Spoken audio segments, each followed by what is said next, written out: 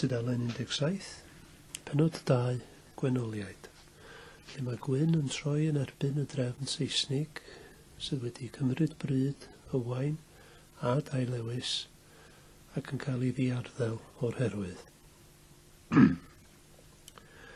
Roedd hi'n ddiwrnod cyntaf tymor yr haf yn ysgol dre, ac ymhedd cynta'r bore clir hwnnw roedd yr adeiladu'n hymian. Y coridorau a dosbarthiadau Fictoraidd yn llawn o gyffro ail gyfarfod a disgwyliad pethau ifanc, ac o gyfarch a chyfarth bechgyn o bob ran o'r byd Brydeinig. Camodd Owain drwy ddrws allan sgwlhaws, ar hyd y llwybr rhwng y lawntyd a'r gwair osod ac i lawr y stepiau i'r quad. Clywai atsain i sgidiau o tarmac a weliau brics coch ar adeiladau o gwmpas yn finiog i glirach nac yn y tymhorau cynt, y tymhorau sgarff a menig tawedog. Clywodd hefyd yr egni oedd yn awyr ysgol dre diwrnod hwnnw. Di'r grynnau fel si ar yr awel neu bigo y mô'n gwall cefn y pen, ac o'i glywed, fe sylwyd ynddo rhywbeth penrydd a freolus, rhywbeth nad oedd eto wedi lwydd ddisgyblu gan drefn, neu afradu gan uchelgais a rwystrgigaethau bobl ddyn. Croesir oedd Owain at y sgwar cabanau, at gaban dosbarth Gwyn. Roedd am wneud yn siŵr fod popeth yn iawn efo'i frawd. Roedd o'i hun yn hapus yn ysgol dre. Roedd yn mwynhau'r hwrli-bwrli a thynnu parhaus y bechgyn yno ar ei gilydd. Roedd yn beildroediwr da, ac yn aelod poblogaidd o ran i cadet ffos, ac yn gwybod pa mor llwyddiannus roedd angen iddo fod yn ei waith. Ac oedd y bechgyn eraill yn edmygu hyder a'i feiddgarwch. Un tro, wedi ymdrech anghyfforddus ar athrobioleg i esbonio'r weithred diriwiol chwythu blwc yng nghanol chwa o gil chwerthin ac embaras, fe heriwyd Owain gan yr athro yn ffodus i ni ddywell nag y gnaeth o. Ac fe nath, a dod yn arwr ei ddosbarth a thu hwnt wrth wneud hynny. Ond oedd pethau wahanol i Gwyn. Roedd hi dawelwch a'i diriondeb naturiol yn cael ei cyfri yn wyndid mewn sefydliad lle oedd cystadlu'n ddiwylliant. Oedd y gymryddiad hwnnw wyndid wedi cyplysu ag eirigedd o iallu academaidd ac o sylw y gai yn sgil hynny wedi wneud yn darged.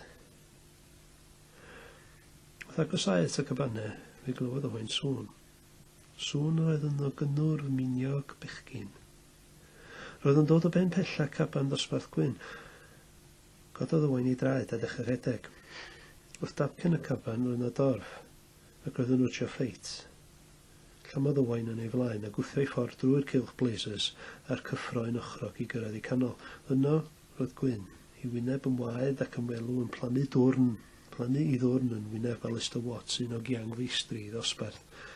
Roedd yr olwg ar wyneb Gwyn yn un oedd Owain yn ei nabod ac yn ei ofni. Yr olwg honna ddo i wyneb pan fyddai'n tynnu trogen o groen dafad ac yn ei gosgu'n slwtch o waed a chroen rhwng wyneb i ddau fawd.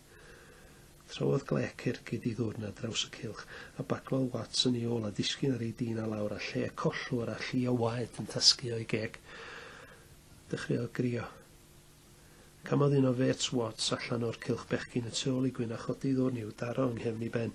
Camodd Owain o'i flaen, rhwngddo a Gwyn, ac edrych yn dawel ddiofn i llygaid glas cynhyrfus. Ciliodd y met yn ei ôl i ddiogelwch y dorf. Oedd sŵn y cylch bechgyn wedi peidio, ond oedd y cynnwr ddim wedi anweddu'n llwyr. Aeth Owain draw at Gwyn. Cloddodd ei law ar fraich i frawd a'i gwasgu'n ara, ond yn bendant ar ei lawr. Na ddigon, medda fo. Ti di giro fo, wan. Dychodd y ddau ar y dorf o'i cwmpas, a darllen y wynebau yno. Y rhai siomedig fel cwn wedi cosbi, y rhai oedd yn dal i wynu fel giatia'n hwyl y cynnwr, y rhai oedd yn oerau ddig o gasineb. Dechreuodd Owain gau i ddyrnau. Canodd cloch naw. Ac yn ara, yn foddog, fe chwalodd y cylch bechgyn a throi yn glystyrau o 2 a 3 i gyfeiriad yr asembli. Codwyd Watts ar ei draed gan gwbl o'i giang, a gadwodd ei pennau lawr i osgoi dal llygyd y 2 frawd. Gerddodd y 3 i ffwrdd yn ara, a Watts yn llusgo'i draed ac ysnwffion. Y bychodd mewn brawf weld y gwaed yn goferu rhwng bysedd y llaw roedd yn ei ddal i'w geg. Yna trodd yn ei ôl at Gwyn, ysgrichiodd drwy ddacre, a'i gorff yn stimio gan mor fawr oedd ei ymdrech. Welsh wog! Ac aeth. Trodd y wain at ei frawd. Prat, meddwl fo, yn cyfeirio at Watts. A thynnu hancas o'i boced. Doedd ddim yn lan. Fe na tro i gael gwared ar ôl yn y ffeit. Tyd ni weld, fydda fo. A gestyn at y gwefusau gwedlyd. Safodd Gwyn yn dawel a dirwgnach a gadael i'w frawd i dwtio. A daliodd Owain i siarad i dawelu a chod i galon. Ond oedd ergyd eiriol ola Watts wedi frifo. Ond oedd dim yn gallu Owain na'i hancas na faint ffynnu'r eiriau i wneud i symud oel y glimpen hwnna. Roedd Watts wedi taro a llidio hen fryw. Dechreuodd y ddau am yr asembli a daliodd Owain i siarad. Fel arfer bydde pawb bydd at y ffifth a rhai Anglicanaidd o blithwyr athrawon yn mynd i wasanaeth boreol yng ngapel yr ysgol. Ond heddiw roedd angen gwneud cyhoeddiad arbennig i bawb. Ac oherwydd roedd yna General Assembly yn neuadd y gym. Cysiodd Owain godi sgwrs ynglyn â'r cyhoeddiad. Fe na si fod y prifathro wedi ddiswyddo, ond doedd Owain ddim yn gwrando. Doedd Gwyn ddim yn gwrando. Ac wrth croesi'r quad fe dorodd ar draws paraplu cymdeithasol ei frawd. Sbia, medda fo, gan gyfeirio sylw at Owain at dalcen trillawr schoolhouse. O'n i fanna. Achodd Owain. Ac yno, yn pwyso allan o un o ffenestri'r dorms oedd Elwyn, un o'r Wambles. Dyna oedd yr enwau'r criw glanhawyr a thirmyn yr ysgol. Yn ei lawr oedd ganddo bolyn hir tynne ac oedd yn ei brocio negniol ar hyd o bondo. Ac oedd ei tanno, oedd wylod o fal fyrix coch, oedd gweddillion nythod gwenoliaid. Yma gacw yn y pridd a teilchion llwyd crynau blia yn fron feddal ac oedd wyneb y gro'r tarmac yn sbacl o smotiau llifeiriol melynwy a drillion plisgyn wy. Ac uwchben y galanas oedd y gwenoliaid ei hunain, yn galw ac yn gwibio nôl ac ymlaen, wedi drysu gan ofid. Mae'n dweud y cyfan yn tydi, medda Gwyn. Wyddo Owain ddim beth i ddweud. Cwbl o ddeallau fod bod i frawd o mewn lle tywyll. Oedd gynnig arall a godi galon o. Tyd o'na Gwyn, fe ddim bod fel hyn.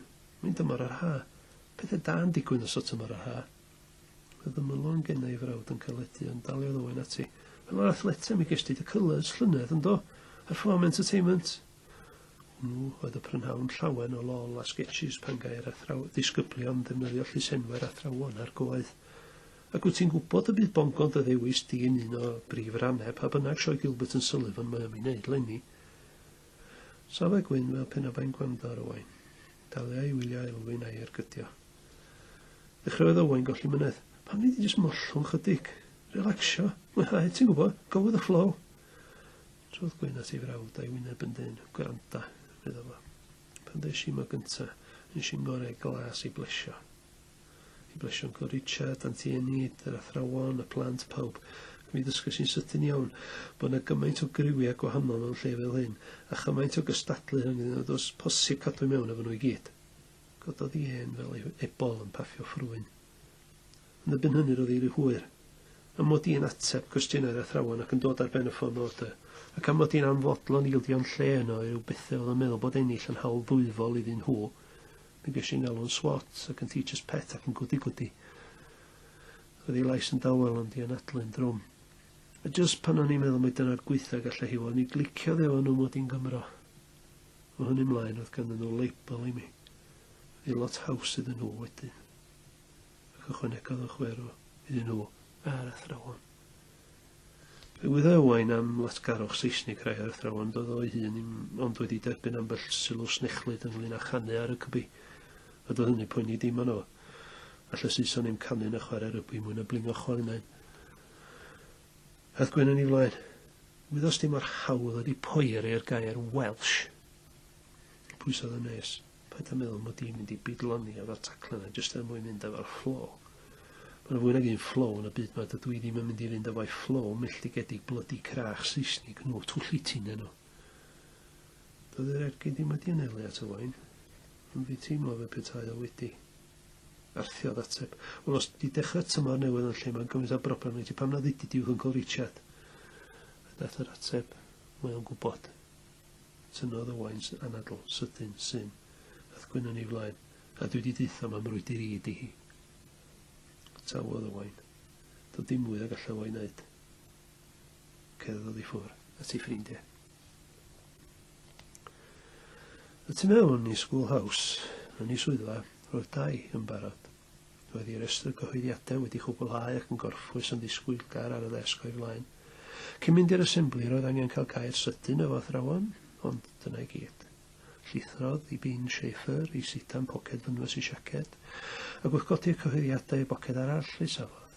Edrychodd am y tro olau falle o gwmpas yr ystafell fach, a llithrodd i olwg dros y silffoedd y lyfrau da nad oedd prin wedi cyffwrdd eis i gosod hwnnw.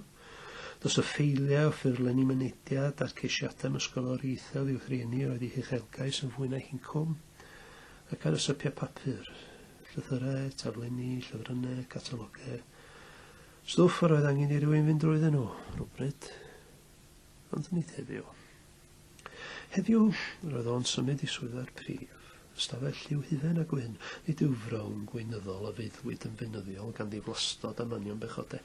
Na, lle ysgan, cynhaliol, llawn goleini, gweinodd, roedd y prifathro wedi ddiswyddo.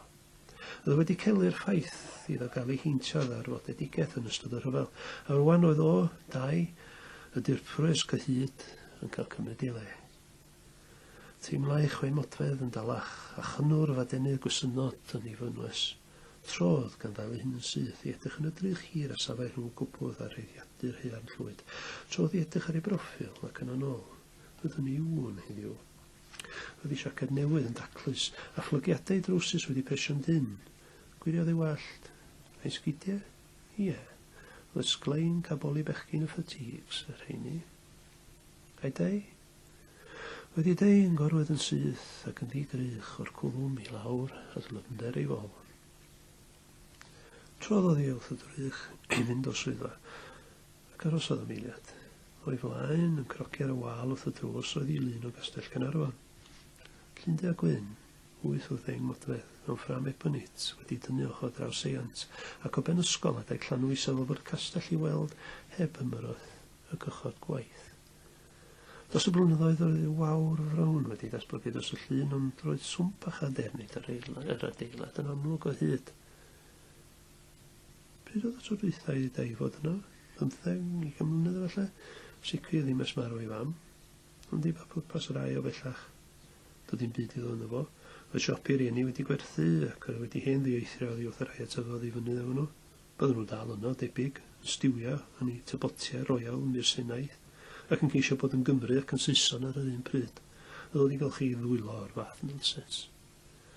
A heddiw, o'r diwedd, oedd ei benderfyniad wedi talu iddo. Dyma un hogyn o dre oedd wedi cyrraedd. Hedodd o swyddfa'n ysgafn, gan hymian a ddechrau ei dymor haf newydd.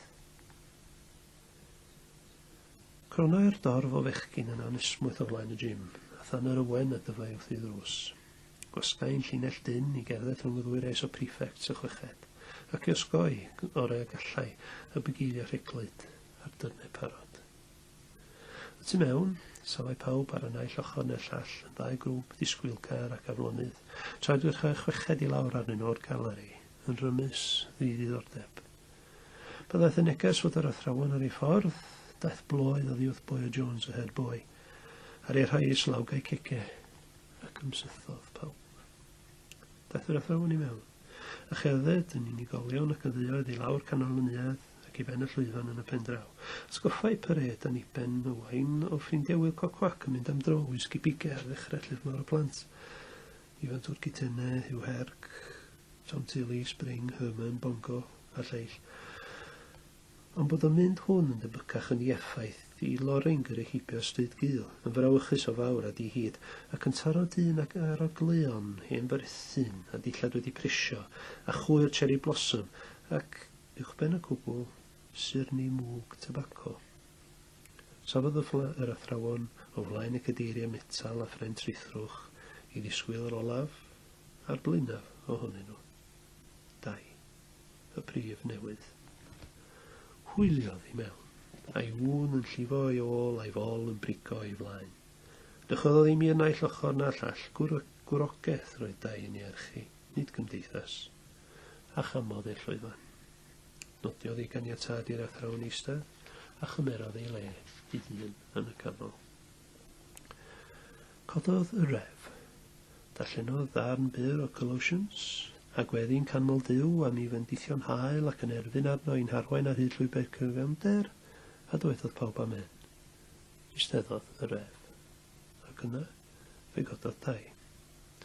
Daeth i flaen y llwyfan a sefyll yno. Edrychodd ar y dorf o fechgyn heb ddweud gair. Dechreuai dau ddim nes bod pawb yn dangos yn ei hwynebau a'i hosgo y parch a fynnau o. Rwydrodd ei lygydd o gwmpas dorf i chwilio am y rhai allai fod ag angen clywed mi neu dafod. Oedodd ei olwg fy mryn hirach ar yr rheini, nes iddyn nhw wybod fodd hawl. Wedi sicrhau sylw pawb, fe gododd ei sbectol i'w drwyn a chlirio ei lwng. Daeth blwydd. Oedd i o'r gwyn.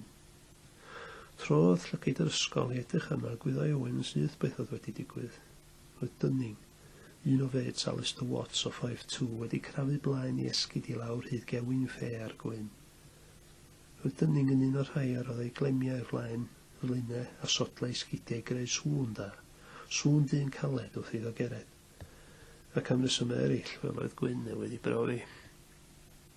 Rhywbeth Gwyn i ffer, ac yna, gan daflu olwg filain ar Dunning, fe sythodd yn ôl i olwg dau.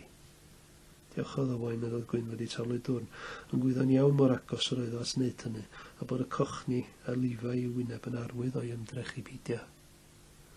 Wel, sythodd y gair o enau dau. Safai Gwyn yn llonydd, a lliwau dicter yn treo'n glytiau ac yn ymwelodwyr hen gathach lawr. Are you finished? Gorodd Gwyn ei geg i ateb. Ond chafodd o ddim gwneud. Get out!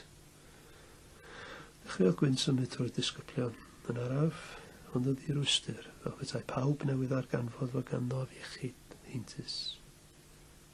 Roedd dau lewis yn ddisgyblwr diarhebol o lym, ond roedd y llipryn hwnnw Lloyd from the Hills wedi rhoi pin o mogel i anerchiad cyntaf fel y prif. Oedd wedi difetha un o ddigwyddiadau mawr i fywyd, roedd o'n poeri. Go to my office! How dare you interrupt me, you ignorant Welsh insect! Arhosodd Gwyn. Daliodd Owain i wynt. Paid Gwyn, dalia i fynd, diolch werth o. Trodd Gwyn a chodi ei hen. Synwyrodd pawb fod rhywbeth anarferol yn digwydd, ac fel un wedi hudo, fe wilion o Gwyn a'i llygyd yn grwn. Dalai dau lewis i fytheirio, ond roedd unrhyw hwyr i atal dim drwy weiddi. Dechreuodd tontil i esbringi i lawr o'r llwyfan. Roedd Gwyn fel petai wedi tyfu. Roedd yna awr o'i gwmpas, rhywbeth gloiw, hyd, brawychus, roedd o'n rhywun arall. Ac fel yr arall hwnnw, roedd ganddo'r holl amser yn y byd i godi ei fraich. Ac yna i ddau ddys, ar dau lewis. Yna torwyd y hyd. Cyrhyddodd Tom a Spring a gafel yn Gwyn, safodd yn tynnu fydd a'i ddwylo wrth i ochr a thaner gydion dyrnau'r y ddau athro, fe llusgwyd o'r neuadd. Chafodd Owain beth wybod beth yn union y ddigwyddodd i Gwyn ar ôl ar asembli, ond fe welodd y cleisiau. Oedd y marciau coch yn troi'n borffor a welodd wythnos wylio noson honno yn amlwg ac yn niferus ar hyd cefn a chefnau coesau i frawd. Dwedodd Gwyn yr un gair, oedd yn amlwg mewn poen. Ond oedd yna hefyd sgamder o'i gwmpas nad oedd Owain wedi weld o'r blaen. Sgamder deryn bach, un a'i nyth mewn lle diogel. Amser cinio'r diwrnod hwnnw roedd Richard Lloyd wedi derbyn galwad ffôn. Oedd i wrth ysgrifennydd ysgol dre. Yn ei wahodd i'r ysgol i drafod ymddygiad Gwyn. Aeth yno'n syth. Ac yn sgil y drafodaeth honno daeth cyfnod Gwyn yn ysgol dre i ben, a Gwyn adre efo iawythwr. Ond fe sylwodd am bell un, ar ôl i Richard Lloyd fynd o'r ysgol fod Tate a'i Lewis yn gam, ac iddo aros yn gam weddill dydd, a bod prifathro ysgol dre medicanlynol yn ŵr o Surrey o'r enw Richard Holbrook.